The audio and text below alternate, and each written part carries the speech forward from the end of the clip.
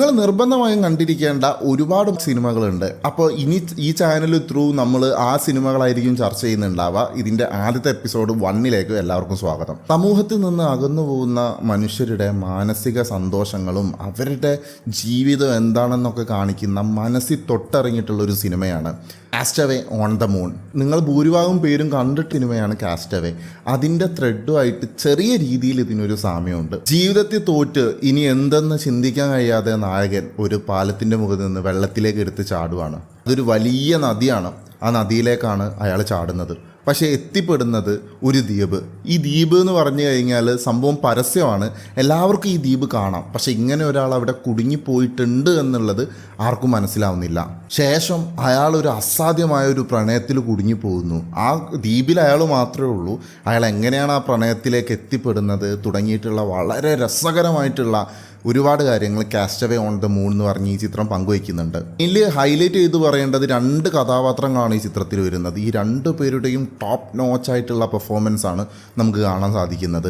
നമ്മൾ ആ ദ്വീപിൽ അയാൾ കുടുങ്ങിപ്പോയത് മുതൽ നമ്മളും ആ ദ്വീപിൻ്റെ ഒരു ഭാഗമായിട്ട് മാറുന്നുണ്ട്.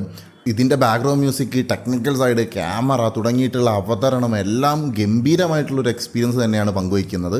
ഒരു ടൈമിൽ വരുന്ന ആ ഒരു അറ്റ്മോസ്ഫിയർ അല്ലെങ്കിൽ ആംബിയൻ സൗണ്ടുകളും കാര്യങ്ങളൊക്കെ ഉണ്ട്. അതൊക്കെ വളരെ അടിപൊളിയായിട്ട് തന്നെ അവർ മേക്കപ്പ് ചെയ്തിട്ടുണ്ട്. അതൊക്കെ ഗംഭീരമായിട്ടുള്ള സീൻസാണ്. ഒരുപാട് ചിരിക്കാനുണ്ട്. നമ്മുടെ മലയാളി ഓഡിയൻസിനൊക്കെ നല്ല രീതിയിൽ ഒരു പക്ഷേ വർക്കാവാൻ സാധ്യതയുള്ള ഒരു ചിത്രം കൂടിയാണിത്. ഈ സിനിമ മുന്നോട്ട് വെക്കുന്ന ഒരു ആശയം എന്താണെന്ന് വെച്ചാൽ, നമുക്ക് സാമൂഹികമായിട്ടുള്ളൊരു ബന്ധം ഇല്ലാതിരിക്കുക, തുടർന്നൊരു മനുഷ്യൻ എങ്ങനെയായിരിക്കും ഉണ്ടാവുക.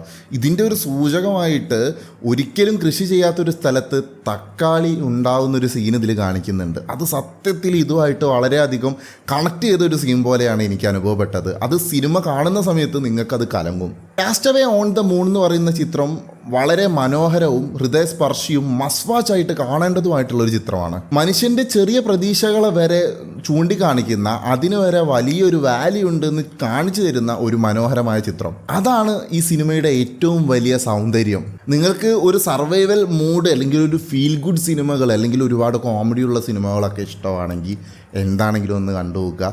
നിങ്ങളെ ഈ സിനിമ നിരാശപ്പെടുത്തില്ല. നമ്മുടെ ആദ്യത്തെ എപ്പിസോഡാണ് ഇന്ന് കഴിഞ്ഞത്. തുടർന്ന് നിങ്ങൾ കണ്ട സിനിമകളും കാണാത്ത സിനിമകളൊക്കെ നമ്മൾ ഓരോ ദിവസം കൂടി ചെയ്യണം എന്നാണ് ആഗ്രഹം. ചിലപ്പോൾ 2 ദിവസം കൂടിയിട്ടായിരിക്കും.